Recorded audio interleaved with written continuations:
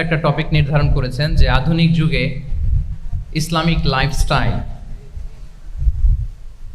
শুরুতে আমি Islamic lifestyle বলতে আসলে কি বোঝায় এই আইডিয়াটাকে, কনসেপ্টটাকে ক্লিয়ার করে আমি আমার মূল আলোচনায় যাব ইনশাআল্লাহ বিইজনিল্লাহ। এই ফ্যানটা একটু কমাতে হবে, ফ্যানের বাতাসটা সামান্য একটু কমাই দিলে হবে। খুব সহজে যদি বলি, ইসলামিক লাইফস্টাইল হচ্ছে যে লাইফস্টাইল কোরআন সুন্নাহ থেকে উৎসারিত এবং যে লাইফস্টাইল হচ্ছে এন্ড্রোসড বাই ইসলাম, যে লাইফস্টাইল আমাদের প্রিয় নবী মুহাম্মদ রাসূলুল্লাহ সাল্লাল্লাহু আলাইহি ওয়া আলিহি ওয়াসাল্লাম তিনি নিজে লিড করে দেখিয়েছেন আমাদেরকে, এটাই হচ্ছে ইসলামিক লাইফস্টাইল। আই রিপিট, যে লাইফস্টাইল কোরআন সুন্নাহ থেকে উৎসারিত, যেই লাইফস্টাইলকে ইসলাম এন্ড্রোসড করে এবং যে লাইফস্টাইল আল্লাহ রাসূল সাল্লাল্লাহু আলাইহি ওয়া আলিহি ওয়াসাল্লাম আমাদেরকে তিনি লিড করে দেখিয়েছেন, এটা একটা কমপ্লিট প্যাকেজ, একটা হোলিস্টিক প্রজেক্ট। এখানে কাটছাট করার সুযোগ নেই, মানে পিক অ্যান্ড চুজ করার সুযোগ নেই। আমার পুরো জীবনটাকেই ইসলামে অনুশাসন দিয়ে যদি আমরা পরিচালিত করি, ইসলামের ছাঁচে যদি সাজাই, সেটা হবে ইসলামিক লাইফস্টাইল। এখানে পিক অ্যান্ড চুজের কোনো সুযোগ নাই। মানে মুসলিম হইলে পার্ট টাইম মুসলিম হওয়া যায় না, ফুল টাইম মুসলিম হইতে হয়। মানে জীবনের প্রতিটা অঙ্গনে ইসলামকে আমাদের প্র্যাকটিস করতে হবে, কারণ আমরা জানি ইসলাম মানে হচ্ছে complete submission to the order of Allah, to the wish of Allah. কোনো যদি, কিন্তু, তবে ছাড়া আল্লাহর আদেশের সামনে নিজেকে উজাড় করে দেওয়ার নাম হচ্ছে ইসলাম। আই রিপিট, আমি আবারও বলছি, কোনো যদি, কিন্তু, তবে ছাড়া আল্লাহর অর্ডারের সামনে নিজেকে সঁপে দেওয়ার নাম কি? ইসলাম। সবাই বলুন তো, আল্লাহর আদেশের সামনে কোনো যদি, কিন্তু, তবে ছাড়া নিজেকে সাবমিট করা, এই সাবমিসিভ অ্যাটিটিউডের নাম কি? সবাই বলুন তো। তাহলে আপনি পিক অ্যান্ড চুজ করতে পারবেন না যে এটা আমার ভাল লাগে, এটা আমার সাথে যায়, সো আমি এটা নিলাম, এটা আমার সাথে যায় না, সো এটা থেকে আমি দূরে থাকলাম, তাইলে এটা ইসলামিক লাইফস্টাইল হলো না। এই কনসেপ্টটা কি ক্লিয়ার সবার কাছে? এটা একটা total package, it's a total project, it's a holistic program. আপনি আপনার সুবিধা মতো এখানে কাটছাট করতে পারবেন না, নিলে পুরোটাই নিতে হবে। তো আমরা অনেকে আবার কাটছাট করি নিজের মন মতো। তাদেরকে উদ্দেশ্য করে আল্লাহ তাআলা বলছেন, আফাতুমিনুনা বিবা'দিল কিতাবি ওয়া তাকফুরুনা বিবা'দ। তোমরা কি আল্লাহর কিতাবের কিছু অংশ মানো আর কিছু অংশ তোমরা অস্বীকার করো? এটা তোমাদের পলিসি? জেনে রেখো, ওয়ার্নিং দিচ্ছেন যে তোমাদের পলিসি যদি এইটা হয়, তাহলে এই দুনিয়াতে আছে তোমাদের জন্য লাঞ্ছনা, আর আখিরাতে তোমাদেরকে শাস্তির মুখোমুখি হতে হবে। তাহলে কাটছাট করার সুযোগ নেই। আমরা যেটা করি, নামাজ, রোজা, হজ, যাকাতের মতো এই যে আনুষ্ঠানিক ইবাদতগুলো, এগুলোতে আমরা ইসলামকে খুব মানি, ইসলামের অনুশাসন মানি। কিন্তু আমাদের ব্যক্তি জীবন, পারিবারিক জীবন, সামাজিক জীবন, আমার ডিলিংসগুলো, আমার ট্রেড, আমার বিজনেস, আমার ব্যবসা, আমার বিয়ে শাদী, আমার বিহেভিয়ার, এগুলোকে অনেক সময় আমরা ইসলামের অনুশাসন অনুযায়ী মানতে চাই না। এগুলোর ক্ষেত্রে আমরা অনেক সময় ইসলামের অনুগামী হই না। এইখানে একটা ঝামেলা রয়ে গেছে আমাদের। কিন্তু মূল কথা হচ্ছে, আপনি ইসলামকে মানলে দ্য টোটাল প্যাকেজ আপনাকে মানতে হবে। এখানে কাটছাট করার কোনো সুযোগ আছে বলেন তো? আওয়াজ করে বলেন, কোন কাটছাটের সুযোগ কি আছে? কারণ কমপ্লিট প্যাকেজ, কমপ্লিট প্যাকেজ। জীবনের প্রতিটি অঙ্গনকে ইসলামের অনুশাসন দিয়ে সাজানো, বা জীবনের প্রতিটি অঙ্গনে ইসলামকে অনুশীলন করার নামই হচ্ছে ইসলামিক লাইফস্টাইল। মূলত ইসলামই একটা lifestyle. Islam is not merely a set of beliefs and rituals, rather it's a lifestyle. ইসলাম নিজেই একটা lifestyle that emphasizes justice, spirituality, integrity and modesty.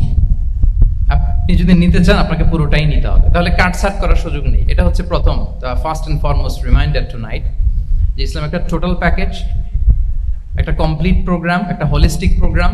এখানে পিক অ্যান্ড চুজ করতে পারবো না আমরা। আপনি যদি আমাকে ইসলামী লাইফস্টাইলের উপরেই সেমিনারে কথা বলতে বলেন, I must say you have to take the entire package, পুরোটাই আপনাকে নিতে হবে। এই আইডিয়াটা ক্লিয়ার হয়েছে আমাদের সবার কাছে? সবার কাছে ক্লিয়ার তো? তাহলে পিক অ্যান্ড চুজ করবো নাকি? শুনি নাই সবার কাছ থেকে। পিক অ্যান্ড চুজ করা যাবে? কাটছাট করা যাবে? কিছু কিছু রুলস এন্ড রেগুলেশন আমার খুব ভালো লাগে, আমার জন্য খুব সুবিধা হয়, ওইটা নিলাম, বাকিগুলা কাটছাট করে দিলাম। তার মানে সহজভাবে পার্ট টাইম মুসলিম হওয়ার কোনো সুযোগ নেই, হলে ফুল টাইম হতে হবে, কাস্টমাইজড ইসলামের কোনো সুযোগ নেই, টোটাল প্যাকেজটাকে আমার অ্যাডাপ্ট করতে হবে। এটা হচ্ছে ইসলামিক লাইফস্টাইল। তো আজকের এই সেমিনারে আমি কিছু ট্রেটস বা the core values of Islamic lifestyle আপনাদের সাথে শেয়ার করবার চেষ্টা করব, যাতে করে ব্যাপারটা আরও ক্রিস্টাল ক্লিয়ার হয় যে আসলে what is Islamic lifestyle all about, আসলে এটা কি, কিভাবে এটা আমরা অ্যাডাপ্ট করব, কিভাবে এটার সাথে নিজেকে খাপ খাওয়াবো, কিভাবে এটা আমরা প্র্যাকটিস করব। তাহলে প্রাথমিক কথা অলরেডি ডান, যে কাটছাট আমরা করব না, পিক অ্যান্ড চুজ করবো না, টোটাল প্রোগ্রামটাই আমরা নেওয়ার চেষ্টা করব। তো এখন আমরা কিছু কোর ভ্যালিউজের কথা বলবো, যেগুলো দিয়ে ইসলামিক লাইফস্টাইলের মূল ধরনটা আমাদের কাছে ক্লিয়ার হবে। ইসলামিক লাইফস্টাইলের কথা যদি আমাদেরকে বলতে হয়, প্রথম যেই ট্রেট, যে ক্যারেক্টারিস্টিক্স বা ভ্যালিউর কথা আমাকে বলতে হবে, সেটা হচ্ছে the concept of halal and haram. If there is no halal and haram, there is no Islamic lifestyle, for sure I am telling you.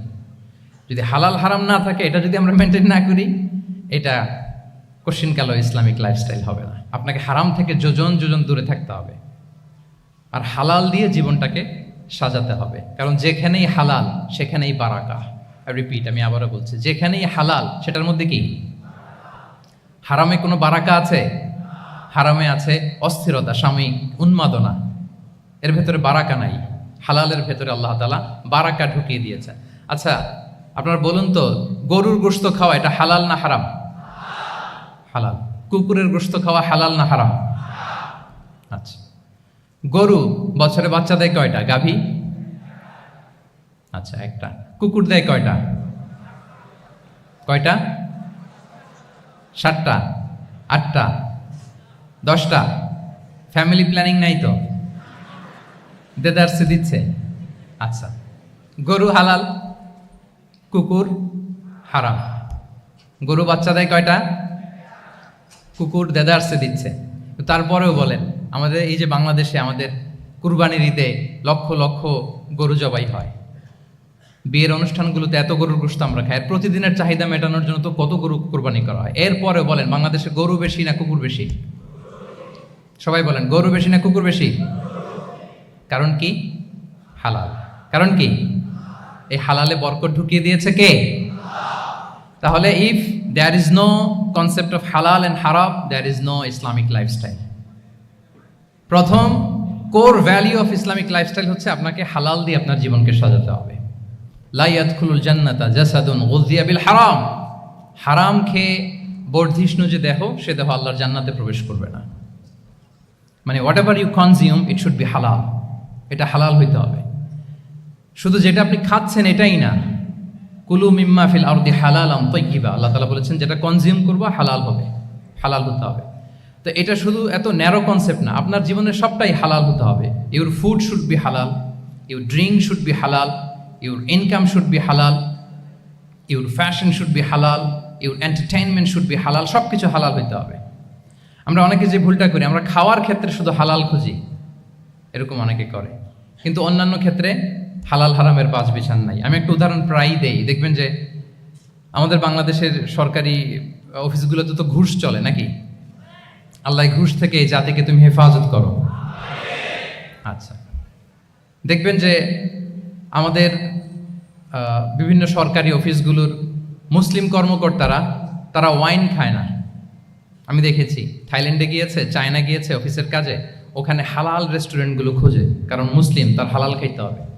তো সে ওয়াইন খায় না, পর্ক খায় না, কারণ ইসলামে এটা হারাম।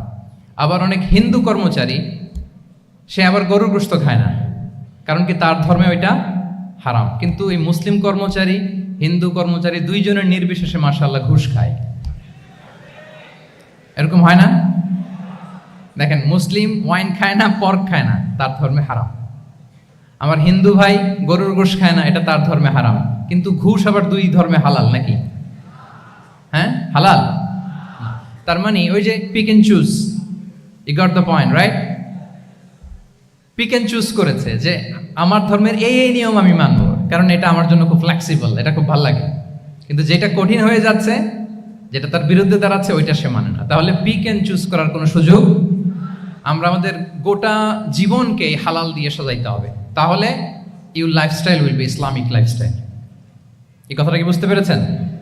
তাহলে ইউর ফুড শুড বি হালাল, ইউর ড্রিঙ্ক শুড বি হালাল, ইউর ফ্যাশন শুড বি হালাল, ইউর ইনকাম শুড বি হালাল, ইউর এন্টারটেনমেন্ট শুড বি হালাল, even your relationship should be হালাল। ব্যাপার কি? এটার এত আওয়াজ বেড়ে গেল।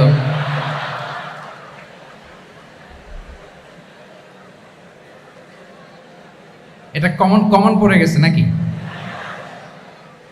আচ্ছা বলেন, হালাল রিলেশনশিপ কোনটা বলেন? এই তো আসল জায়গায় হাত দিছি বোধহয়। আমাদের শিক্ষার্থী বন্ধুদের মধ্যে বিবাহিত আছি আমরা? হ্যাঁ, কারা কারা আছি দেখি তো।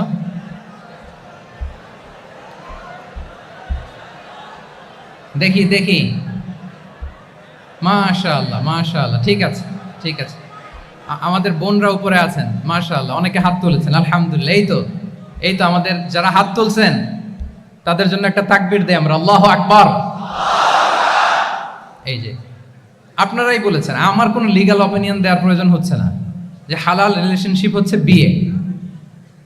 তাহলে বিয়ের বাইরে যদি আমার কোনো রিলেশনশিপ থাকে, হালাল না হারাম? ফতোয়া দিচ্ছে কে? আমি? আপনারাই দিচ্ছেন।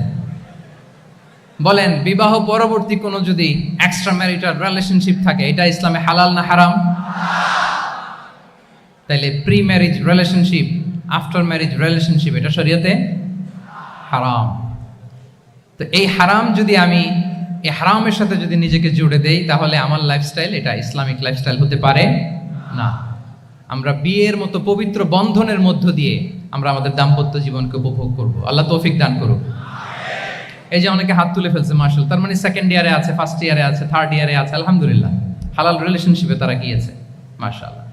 তাহলে হালাল এন্ড হারামের ব্যাপারে যদি আমরা বলি, আমাদের পুরো জীবনের প্রতিটি অঙ্গন আমরা হালাল দিয়ে সাজাবো। কি বলেন? পারা যাবে তো ইনশাআল্লাহ? হারামের সাথে আমাদের কোনো সম্পর্ক আছে? হ্যাঁ, আমরা সবকিছু হালাল দিয়ে সাজাবো তো? হারামকে আমরা না বলে দিব না, নো। আজকের এই জহির রায়হান মিলনায়তন না, এটা কি নাম? জহির রায়হান মিলনায়তনের এই হলরুম থেকে হারামকে আমরা লাল কার্ড দেখাই দিলাম। কি বলেন? হারামকে আমরা নো বলবো, আওয়াজ করে বলুন নো। ওকে, নো টু হারাম। তাহলে দ্য কনসেপ্ট অফ হালাল এন্ড হারাম আশা করি আমাদের কাছে ক্লিয়ার। আমরা হালাল দিয়ে নিজেদের জীবনকে সাজাবো, হারামের সাথে আমাদের কোনো সম্পর্ক